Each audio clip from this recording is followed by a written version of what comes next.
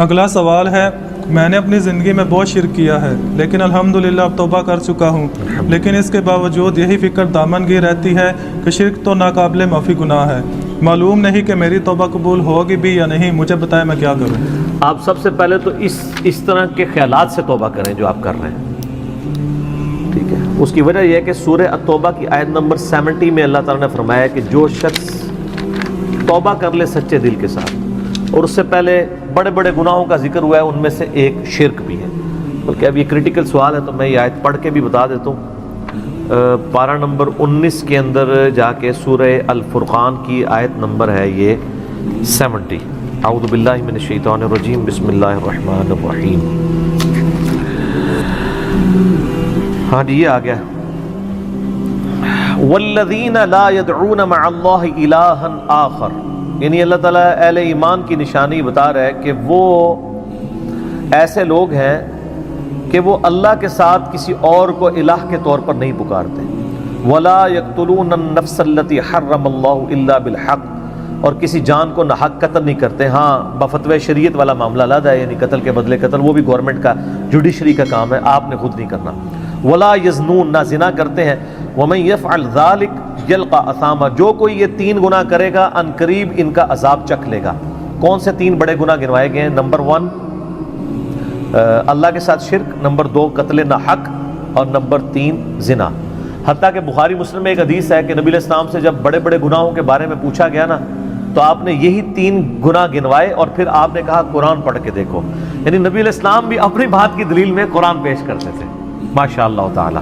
والذین لا يدعون مع اللہ الہا آخر ولا يقتلون النفس التي حرم اللہ الا بالحق ولا يزنون ومن يفعل ذلك يلقى اثاما يضاعف له العذاب يوم القیامة ويخلد فيه مہانا، جو یہ 3 گناہ کرے گا اس کے لیے عذاب دگنا کر دیا جائے گا قیامت میں، اور وہ ذلیل و خوار کر کے آگ میں یعنی جھونکا جائے گا۔ الا من تاب، ہاں اگر کوئی ان گناہوں سے توبہ کر لے۔ کون سے؟ نمبر 1 شرک، نمبر 2 قتل ناحق، اور نمبر 3 زنا۔ وآمن وعمل عملا صالحا، اور ایمان لے آئے، یعنی ایمان تو پہلے بھی ہوگا، نہیں صحیح والا ایمان، اور نیک عمل کرے، فاولئک یبدل اللہ سیئاتہم حسنات، تو پھر ایسے شخص کے گناہوں کو بھی اللہ تعالیٰ نیکیوں سے بدل دے گا۔ صرف معافی نہیں سر، جتنے بڑے بڑے گناہ تھے اسی لیول کی بڑی بڑی نیکیاں۔ وکان اللہ غفور الرحیم، اور اللہ تعالیٰ تو بخشنے والا مہربان ہے۔ ومن تاب وعمل صالحا، جو کوئی توبہ کرے اور نیک اعمال کرے، فإنہ یتوب الی اللہ متابا، تو اللہ تعالیٰ کہتا ہے کہ میرے ذمے اس کی توبہ کو قبول کرنا، یعنی اللہ تعالیٰ نے اپنے اوپر خود سے واجب کیا، حالانکہ اللہ تعالیٰ کسی چیز کا پابند نہیں ہے، کہ جو میری طرف رجوع لائے گا میں اسے ضرور معاف کروں گا۔ تو اگر کسی شخص کو اس طرح کا وہم آتا ہے نا، اور یہ وہم اس لیے بھی آ رہا ہوتا ہے، بعض اوقات لوگ یعنی اس کا ترجمہ کرتے ہوئے بالکل لفظی ترجمہ کر رہے ہوتے ہیں، قرآن حکیم کی آیات چونکہ پورے کانٹیکسٹ کے ساتھ ہوتی ہیں، بیک گراؤنڈ میں آیات نازل ہوئی ہوتی ہیں، لہٰذا میں جب بھی ان آیات کا ترجمہ کرتا ہوں نا، جب اسپیسیفکلی شرک کو ایڈریس کر رہا ہوتا ہوں، میرا لیکچر نمبر ہے مسئلہ نمبر 3، دعا صرف اللہ ہی سے، اور سچ پیپر بھی ہے اس کے اوپر، تو ہم یہ ترجمہ جو ہے نا، یہ آیت ان اللہ لا یغفر ان یشرک بہ، بے شک اللہ اس گناہ کو کبھی معاف نہیں کرے گا کہ کوئی شخص اللہ کے حضور قیامت والے دن اس حال میں پیش ہوا کہ اس نے دنیا میں شرک کیا ہوا، یعنی بغیر توبہ کے وہ ہمارا۔ وَيَغْفِرُ مَا دُونَ ذَلِكَ لِمَن يَشَاءُ، اور شرک کے علاوہ ہر گناہ معاف کر دے گا، وہ بھی اوپن لائسنس نہیں، جس کے لیے چاہے گا، یعنی جو شخص شرک سے توبہ کیے بغیر گیا نا، اس کی تو توبہ ہے ہی نہیں قیامت میں۔ ہاں دنیا میں کر گیا وہ معاملہ علیحدہ ہے، قیامت میں اللہ سے اس حال میں ملا کہ اس نے دنیا میں شرک کیا ہوا اور توبہ نہیں کی ہے، تو اللہ تعالیٰ اس کا گناہ معاف نہیں کرے گا۔ وَمَن يُشْرِكْ بِاللَّهِ فَقَدْ ضَلَّ ضَلَالًا بَعِيدًا، جو کوئی شرک کرتا ہے وہ گمراہی میں دور جا پڑا، وَلِعَاذُ بِاللَّهِ تعالی۔ دنیا میں تو میرے بھائی جامعہ ترمذی میں حدیث ہے، نبی علیہ السلام نے فرمایا موت کے غرغرے سے پہلے اللہ تعالیٰ توبہ قبول کرے۔ موت کے غرغرے سے مراد ہے نزع کا عالم طاری ہونے سے پہلے، جب کسی کو موت نظر آ گئی نا، اب وہ توبہ نہیں کر سکتا، وہ تو قرآن حکیم میں ہے نا. فرعون جب ڈوبنے لگا تھا تو اس نے کیا کہا تھا؟ میں ہارون اور موسیٰ کے رب پر ایمان لاتا ہوں, بنی اسرائیل کے رب پہ. تو اللہ تعالیٰ نے کیا فرمایا تھا؟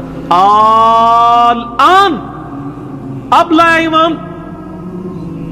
حالانکہ ایمان تو لے آیا تھا, وہ گرگرا تو وہ لے ہی رہا تھا نا, غوطہ تو کھا رہا تھا نا. تو موت کے گرگرے سے مراد ہے نزع کا عالم طاری ہونے سے پہلے. اور اس میں ایک پوائنٹ کئی دفعہ ہائی لائٹ کر چکا ہوں, یہاں پہ بھی کر دوں. اگر آپ کو کسی شخص کے بارے میں یہ پتہ چل جائے نا کہ اس کو لا علاج بیماری لگ چکی ہے اور وہ اب کچھ عرصے میں ایکسپائر ہو جائے گا, جیسے کینسر ہے, یعنی ہم نے یہ لرن کر لیا نا کہ کینسر جب 3rd سٹیج کے اوپر پہنچ جاتا ہے تو وہ انسان بچتا نہیں ہے. جس شخص کو کینسر ہوا ہے یا سپوز اس کے گردے فیل ہو گئے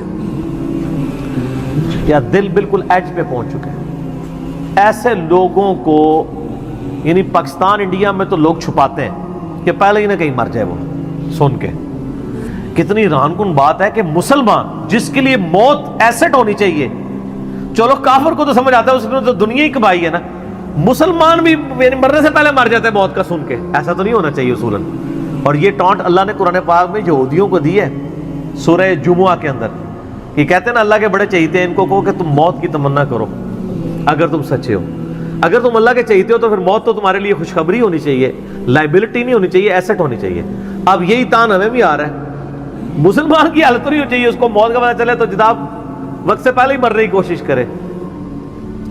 تو لیکن آپ یورپ امریکہ میں اگر کسی کو بیماری ہو نا, اس کو بتا دیا جاتا ہے کہ سر پلان کر لیں 6 مہینے ہیں, اور 6 مہینے بھی ان کے پلان ہیں, وہ 6 سال بھی ہو سکتے ہیں, 6 گھنٹے بھی ہو سکتے ہیں, وہ تو اللہ کی مرضی ہے, وہ ایک ایسٹیمیٹ بتاتے ہیں.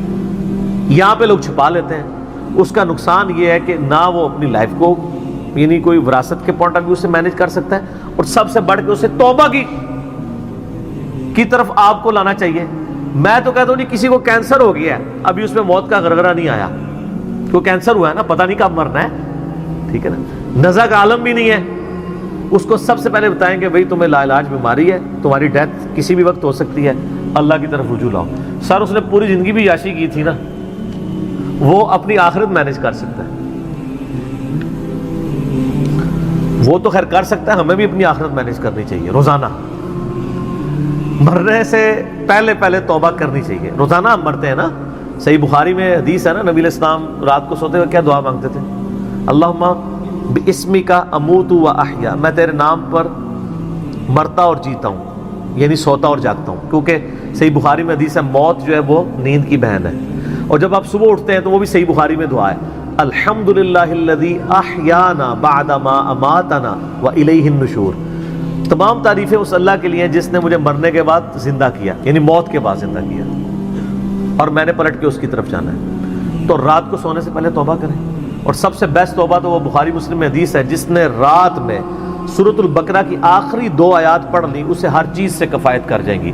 آمن الرسول بما انزل الیہ من ربہ والمؤمنون کل آمن باللہ وملائکتہ وکتبہ ورسلہ لا نفرق بین احد من رسلہ وقالوا سمعنا واطعنا غفرانک ربنا والیک المصیر لا یکلف اللہ نفسا الا وسعها. آنورڈ. اس میں تجدید ایمان بھی ہے, اللہ پر ایمان, کتابوں پر, فرشتوں پر. اس کے بعد دعائیں ہیں, ربنا لا تؤاخذنا ان نسینا واخطانا, اس کے اندر توبہ شامل ہے. سب سے بیسٹ تجدید ایمان جو ہے سورہ بقرہ کی آخری 2 آیات ہے. اور یہ ہمارے وظیفے میں ہم نے بلو کارڈ کے اوپر بھی لکھا ہے کہ نبی علیہ السلام نے فرمایا, اور یہ حدیث بخاری مسلم دونوں میں, جو شخص رات کو سونے سے پہلے سورۃ البقرہ کی آخری 2 آیات پڑھ لے, اس میں جو کچھ اللہ سے مانگا ہے وہ اس کو دے دیا جائے گا. یہ بھی الفاظ ہے. تو اس میں کیا کچھ مانگا ہوا ہے؟ تو تجدید ایمان. پھر صحیح بخاری میں حدیث ہے کہ نبی علیہ السلام فرمایا, جو صبح یقین کے ساتھ 1 دفعہ پڑھ لے, سید الاستغفار, اور شام سے پہلے اگر مر گیا سیدھا جنت میں جائے گا. اور اگر شام کو پڑھ لیا پورے یقین کے ساتھ, یقین سے مراد ہے کہ باقی توبہ کا اس کا ارادہ ہوا, صبح سے پہلے مر گیا سیدھا جنت میں.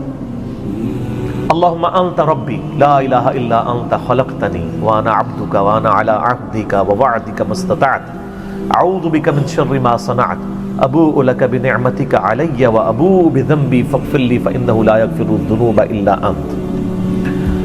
یہ سید الاستغفار ہے. تو یہ وہ ہے توبہ جو روزانہ کرنی چاہیے، نزا سے پہلے پہلے، یعنی صبح بھی پڑھے شام کو پڑھے۔ بلکہ مسند البزار میں صحیح سند کے ساتھ ہے کہ نبی صلی اللہ علیہ وآلہ وسلم ہر فرض نماز کے بعد بھی سید الاستغفار پڑھتے تھے، ہر فرض نماز کے بعد۔ ایک تو ہم پڑھتے ہیں نا اللہ اکبر استغفر اللہ استغفر اللہ استغفر اللہ اللہم انت السلام منک السلام تبارک یا ذا الجلال والاکرام۔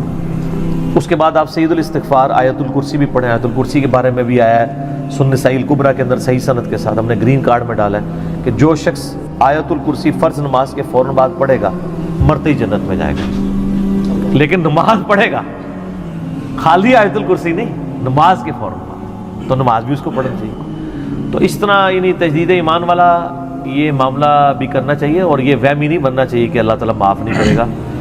صحیح بخاری اور مسلم دونوں میں حدیث ہے کہ میں اپنے بندے کے گمان کے قریب ہوں، جو بندہ میرے لیے گمان کرتا ہے میں ویسا ہوں اس کے لیے۔ جو شخص یہ کہتا ہے اللہ مجھے معاف نہیں کرے گا تو اس کو واقعی اللہ معاف نہیں کرے گا، اور جو کہے گا کہ اللہ تعالیٰ مجھے معاف کر دے گا اسے اللہ معاف کر دے گا۔ تو انشاءاللہ تعالیٰ یہ کبھی ایسا نہیں کرنا چاہیے اللہ تعالیٰ سے نا امیدی والا معاملہ۔